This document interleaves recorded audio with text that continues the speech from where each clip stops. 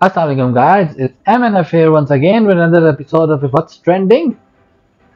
उम्मीद करते हैं कि सब ठीक ठाक होंगे, खैरियत से होंगे, खुश होंगे।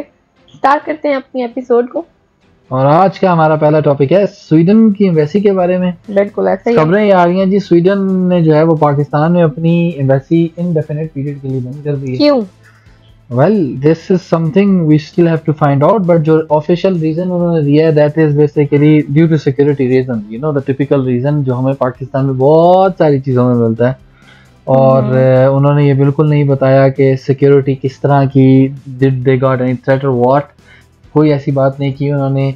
और जब एम्बेसी से इस बारे में पूछा गया तो उन्होंने ये भी नहीं कुछ बताया कि एम्बेसी जो है वो अपना दोबारा से काम कब रिज्यूम करेगी, कब से दोबारा ओपन होगी। स्टूडेंट्स भी काफी जो है वो परेशान है इस बारे में। उन्होंने इवन ये भी कहा कि जिन स्टूडेंट्स को एडमिशंस हो गए हैं वो भी अपने लिए जो है वो एक्सटेंशन ले लें, क्योंकि एम्बेसी ऑब्वियसली नहीं खुलेगी तो फिर स्टूडेंट्स जाएंगे कैसे और क्या एग्जैक्टली सब कुछ प्रॉब्लमेटिक है। और खास तौर पे जिन मुल्कों में जो कंट्रीज जो हैं जिनकी नेटिव लैंग्वेज इंग्लिश नहीं है उनमें तो खास इस तरह के मसाइल बहुत आते हैं कि most of the communication, most of the official things are going through the embassy and through embassy.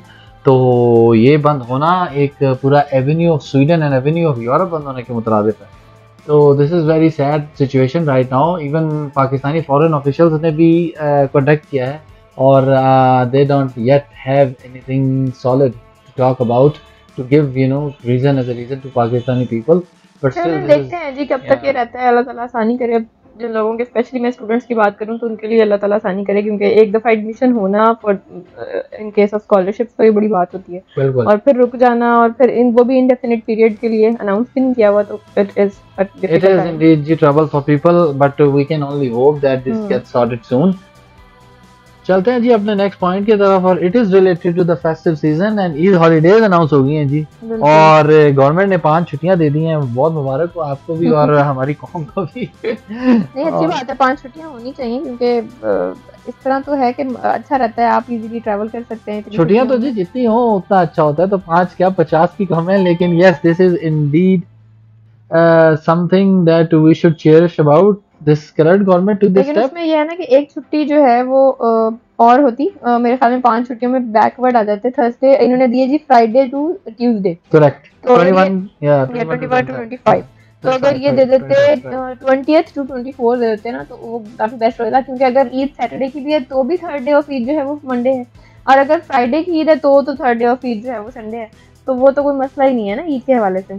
तो लेकिन जिन लोगों ने अपने घरों से दूर जाना है, ट्रैवल करना है, या जो बाहर जॉब्स कर रहे हैं उन्होंने अगर जाना है और वो बाय एयर नहीं जाते हैं, बाय बस जा रहे हैं, तो 20-20 घंटे का भी रास्ता है, 12 घंटे का भी फॉर एग्जांपल रास्ता है, तो वो या तो ईद की सुबह पहुंचेंगे थर्सडे का दिन लगा के, या उन्हें छुट्टी लेनी पड़ेगी। 5 छुट्टियों के बावजूद भी आपको एक छुट्टी लेनी पड़े तो क्या फायदा। यस बट स्टिल अपेरेंटली हमारी जो गवर्नमेंट है वो लोगों को खुश करना चाह रही है 5 छुट्टियां देके। People everyone around us was actually expecting के थर्सडे से मंडे तक होंगी जी। मंडे वाज समथिंग जिसके बारे में लोग सोच रहे थे पता नहीं होगी या नहीं होगी, but very apparently very differently actually from the past उन्होंने ये किया है कि उन्होंने थर्सडे की छुट्टी दे दी और उधर से ट्यूसडे की दे दी है। उनके ख्याल में यही है ना कि मंडे को सैटरडे को ईद होगी। Well what I think what I want to say here is कि गवर्नमेंट ने जो है ना अपना प्री मेड अप माइंड बना लिया है कि फ्राइडे को वो ईद नहीं करने वाले। आपका इस बारे में नहीं, इसमें गवर्नमेंट का कुछ नहीं कह सकते मेरे ख्याल में। मेरा ख्याल ये है कि अभी थोड़ी रिसर्च भी आ रही है, क्योंकि थर्सडे को जैसे सूरज ग्रहण है, तो जिस दिन सूरज ग्रहण होता है उस दिन चांद नजर आने के चांसेस बहुत कम हो जाते हैं। Yes these are all things that can make up towards अगर आपने एक decision yes same government against थी शायद पिछली गवर्नमेंट के टाइम में, जब वो साइंस की बात करते थे and they were about to tell everyone के एक कैलेंडर होना चाहिए जैसे साइंटिफिकली दुनिया में फॉलो किया जाता है। लेकिन लेकिन अब क्या कर सकते हैं कि अब ये लोग ऑब्वियसली, आप जब अपनी चीजों को, अपने फैसलों को दूसरों पे वो मुसल्लत करना चाह रहे होते हैं तो कहीं ना कहीं आप हेल्प तो लेते हैं, चाहे साइंस की हो चाहे दीन की हो। यस करना तो होता है। बहरहाल जी एक अच्छी चीज़ है, 5 छुट्टियां हो गई हैं और पाकिस्तान रेलवे की तरफ से एक बड़ा बेहतरीन इसमें एग्जाम ये सामने आ रहा है कि वो 5 स्पेशल ट्रेन चला रहे हैं स्पेसिफिकली इस ईद पे कंसीडरिंग रश। लेकिन जो मैं एज एन नॉर्मल पर्सन देखता हूँ कभी भी पाकिस्तान रेलवे में सीट नहीं मिलती। I don't know who are these bots. आपकी रेलवे से मुझे जो है ना पीआईए याद आ गया। पीआईए ने जी छुट्टियां वो अपना अनाउंस किया है डिस्काउंट 10%, लेकिन बड़ा फनी मुझे लगा कि उनका डिस्काउंट जिन दिनों में है वो है 22, 23 और 24। यानी कि ईद आ चुकी होगी और आप ट्रैवल कर रहे होंगे 10% ऑफ लेके। Yeah, PIA just made a quick arrangement for people जो जनाब काम कर करके थक गए हो और उन्होंने हमको उन पैसे लोगों के आगे लिए किया जाने है कि भाई वो जुम्मे की छुट्टी भी जो है ना उन्होंने जो दी है गवर्नमेंट ने वो भी ना अवेल करें, बस सैटरडे को जाएं आराम से देखिए 22 हमारे तारीख को। फौजी भाई जो हैं वो आप जानती हैं उनको लास्ट मिनट छुट्टियां मिल रही होती हैं, उनको वैसे ही काफी ऑफ मिला होता डिस्काउंटेड है, ऑफ, यस करेक्ट। सो उनको बहुत 10% देखिए ही किसी भी चाहिए। तरह का जो रिलीफ है at the end of the day, so we will say thank you very much and will move on. तो चलते हैं जी नेक्स्ट न्यूज़ की जानिब and it is about digital Saudi Arabia. और जो एक कदम उठाया है अभी भी रिसेंटली डॉक्टर सुदैस ने, अब्दुर्रहमान सुदैस साहब ने, जो कि हेड भी हैं custodian of the both mosque, उन्होंने मशीन्स ऐसी इंट्रोड्यूस करवाई हैं, उनका इफ्तिताह किया है जो कि डिफरेंट पॉइंट्स पे लगी हुई हैं हरम शरीफ में, जो कि डिजिटल ब्रेसलेट्स प्रिंट करती हैं and this is going to be used for बच्चे जो होते हैं, जो लोगों के साथ जो उम्रा और हज पे बच्चे गए होते हैं उनके लिए कि वालिदैन डिजिटल उनके ब्रेसलेट्स प्रिंट करके उनको पहना दें ताकि वो गुमे ना, और उनके ऊपर जी बार कोड होंगे और बार कोड की मदद से जो है वो सारी इन्फॉर्मेशन निकल आएगी कि बच्चे का नाम क्या है, visa and all that details. हाँ, वो जो पहले बेचारे लोग कर दिया करते थे ना कि अपने बच्चों के गलों में डाला करते थे, कोई ना कोई कार्ड डालते थे उनके गले में ताकि वो लोग कोई ना मतलब रिस्पॉन्स खुद लेके जाते थे अपनी तरफ से। तो ये एक बड़ी अच्छी बात है वाकई, जिस तरह से अब माशाल्लाह वहाँ रश होता है। अभी रमज़ान में अगर हम देखें तो कितना रश है और छोटे बच्चों के साथ लोग जाते हैं क्योंकि कईयों के पास पीछे कोई छोड़ने वाला नहीं होता, कोई वैसे ही प्रेफर करते हैं कि उनके बच्चे इस एज में जाएं, वो लेके जाते हैं। तो वो एक वाकई थोड़ा परेशान भी हो रहे होते हैं कि उनका ख्याल रखना है, क्योंकि बच्चों का तो आप कुछ नहीं कह सकते ना, आप नमाज पढ़ें बच्चा इधर उधर हो जाए। तो ये बहुत ही अच्छी बात है कि अगर इस तरह से वो what makes me appreciate more these kind of steps is कि सऊदीया का जो एक इम्पैक्ट दुनिया में पाया जाता है as not that of educated nation, still they are emphasizing and taking on the digital race। अब सब डिजिटल हो रहा है, see they are not going with regular old paper work और ये इस तरह की चीजों में वो आ रहे हैं। नहीं, अब आप देखें ना नुसरत के आप उन्होंने इंट्रोड्यूस करा दिया है और अब आगे से आगे वो और इन्हीं चीजों में जा रहे हैं। नुसरत जितना मर्जी लोग उसको क्रिटिसाइज करें, how good it is for people के yes you got time there, जहाँ नुसरत नहीं थी वहाँ we had problems, but anyway that was good.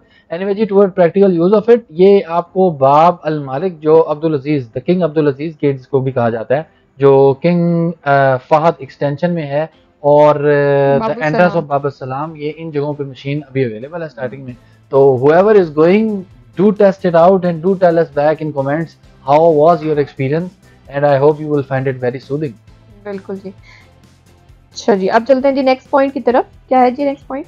Next point is about Elon Musk और ट्विटर्स ब्लू लेगेसी टिक के बारे में बात करेंगे अब हम, कि इलॉन मस्क ने जी अनाउंस कर दिया, फाइनल डेडलाइन दे दी है कि अगले हफ्ते तक भाग जाओ, जो पैसे नहीं देगा उसको ब्लू टिक उसका ले लिया जाएगा। पहले बेचारे जो कितने फेमस होते थे पॉपुलैरिटी वाइज और उनके फॉलोअर वाइज उनको मिला करता था, अब ये चीज पैसे तो आप भी खरीद सकते हैं, मैं भी खरीद सकती हूं। Correct, and the thing is कि हम ऑलरेडी इसके नेगेटिव एस्पेक्ट्स देख चुके हैं।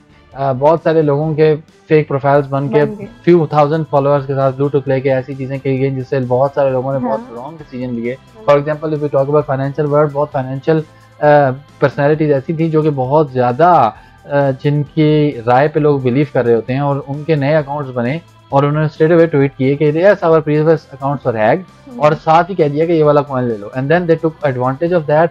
वेरी बैड इस तरह के जो है ना इम्पैक्ट हमारा रिसेंट भी हुआ है, अभी शूफ्ता इजाज साहिबा का किसी ने अकाउंट बनाया इस तरह ब्लू टिक से, और अच्छा हमारी जो सेलिब्रिटी शूफ्ता इजाज साहिबा, और उनका जो है वो मरियम परवेज के साथ उनकी अच्छी खासी उन्होंने यानी कि बेइज्जती वाले पॉइंट्स लिखे हैं उनके, और बड़ा वो ऑफेंसिव भी रहा। तो बाद में जब उनको किसी थ्रू ऑब्वियसली वो ट्रोल करना शुरू हो गया, तो फिर जब उन्हें पता चला है तो फिर उन्होंने इंस्टा पे प्रॉपर ऑफिशियली अनाउंस किया कि भाई मेरा कोई ट्विटर अकाउंट नहीं है, ये कोई गलत बातें कर रहा है, मेरा कोई इस तरह का कोई चक्कर नहीं है। और वो बड़ा अजीब सा बहुत सॉरी अबाउट शगुफ्ता इजाज साहिबा, बट ये है जी कि ऑन द टॉपिक ये कि एलॉन मस्क साहब जो हैं वो आपसे $8 से $10 या $8 से $11 जो है आप लगेंगे per month. Exactly that's a recurring fee, the one who will pay is the one who will have it. और दूसरी बात यह है कि अगर आप एलॉन मस्क की पर्सनैलिटी को देखें ना तो आपको पता चलता है Elon Musk is not from this world basically. From Elon Musk everything he does in past basically वो डिफरेंट है। टेक्नोलॉजी में बात की जाए तो chat GPT is the coming revolution, Elon Musk has part in it. Tesla की बात की जाए, one of the most expensive cars but yet renewable energy based cars, very good hybrid cars. SpaceX की बात की जाए, firing Indians from Tesla, firing Indians from everywhere he find. This is yet very devastating, but again Elon is different. What I want to say is Elon is very different. अभी recently Elon ने Dogecoin के साथ जो किया वो भी हमने देखा, आपने देखा, हमने उसको कवर किया।